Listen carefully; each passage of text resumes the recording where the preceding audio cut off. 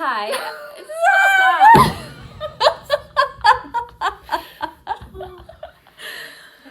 Hi, I'm Caitlin Sloan. I'm a nurse practitioner at Sensible Solutions Care Clinic, and I'm here today to talk to Missy and Brooke Shatley about their cancer diagnoses and historical,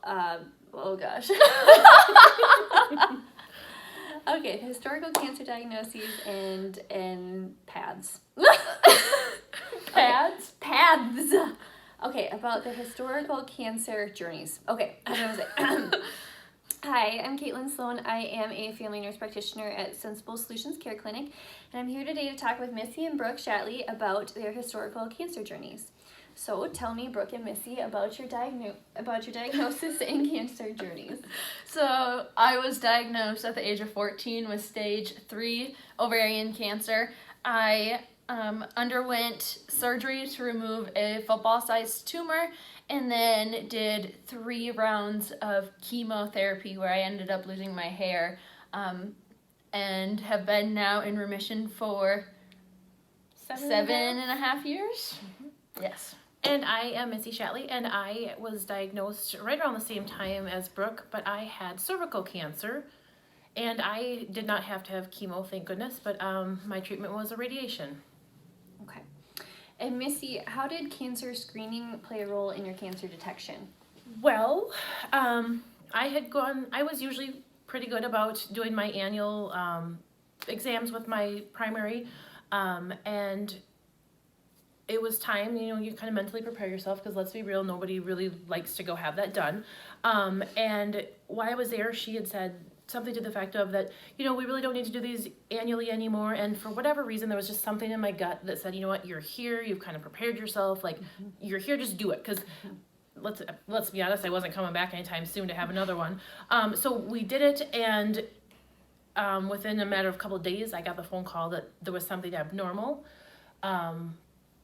Which is gut-wrenching, because nobody ever really expects that phone call, I guess. I don't know. And then just went through the further testing, and lo and behold, I had stage 2 cervical cancer. And just stage 2 from, I had an exam 12 months prior, so it can happen so quickly in advance, so quickly. So yes, very important to get those exams. And by exam, meaning Pap test. Yes, Okay. my annual Pap.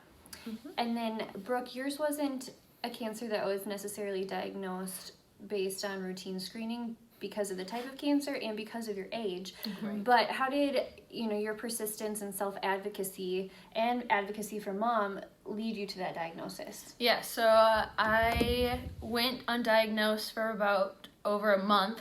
I was just... Actually, it was probably more like 3 months, because 3 months. It was your freshman year. It was like Yeah. volleyball season. You were having issues just randomly with abdominal pain. And we doctored multiple times, ER trips multiple times, and they had really said it was a ovarian cyst is what they had thought, and that would just kind of go away on its own. And we waited, and things just kind of got worse. And then when I got my diagnosis, I was referred to Marshfield Clinic in Marshfield, and at that point, we had enough of the runaround kind of with your stuff, and we said, nope, you're coming with us. We're going to a bigger city, bigger hospital with better specialty, and they knew immediately what was wrong with you.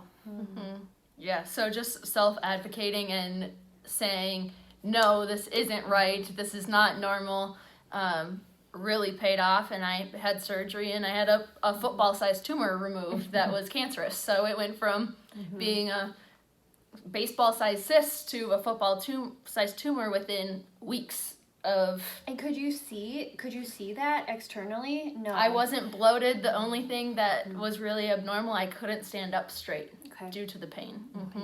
And really by the end, and maybe it happened just so gradually, but looking back at pictures and stuff, we could tell your color was different now. Like, you were so pale, you were so anemic. That tumor was just feeding, itself. And again, looking back, yeah, there are more signs now, but at the moment you don't see that kind of thing. Wow. So to kind of wrap this up, what is both of your messages regarding cancer screenings, self-advocacy? What do you want women to learn from your experience? What do you want to preach to women as far as kind of taking control over their health and preventing illness? Well, being in the healthcare field myself, you know, the nurse is always the worst patient, and I would say I would easily procrastinate, you know, oh, it's fine, I feel good, but in hindsight, that 5 minutes of being uncomfortable, whether it's a pap smear or a mammogram, that 5 minutes of uncomfortableness is a million times better than one treatment that you have to go through. So just just do it. Just do it. Do it with a smile. Yeah. But no, seriously, just that once a year, do it for yourself, do it for your family, because tomorrow's not promised. So, and if I wouldn't have had that exam, what would things have looked like a year from then? So. And where would have I been? Right. Yes. With my symptoms and we treatment. were both very fortunate that stage 2, stage 3, it was. And we had each other. I don't ever wish that upon anyone, but it was a blessing in disguise, I would say, to be able to go through this with my mom. It kind of took our minds off of ourselves to think about each other, and the community support and our family support was outstanding. And I also think, too, from a provider perspective, I have patients all the time who say, oh, I haven't had a PAP in 10 years, I haven't had one in 20 years. It's not too late to start rescreening. There are certain guidelines that we follow. So we only screen up until a certain age, but if you're still under 65 years old, we should be screening you. Mammograms, we should be doing it. Don't be embarrassed to come into the clinic because you haven't been screened in a while. We're just here to make that easier for you and to give you power and knowledge. Yep. And I think, too, having the right provider makes a world of difference. I mean, your providers change throughout the years, but when you really find that one you're comfortable with, it's really not that big of a deal to go in and have that exam. Right. Okay. Well, thank you guys for your time. Thank you. Yes, thank you.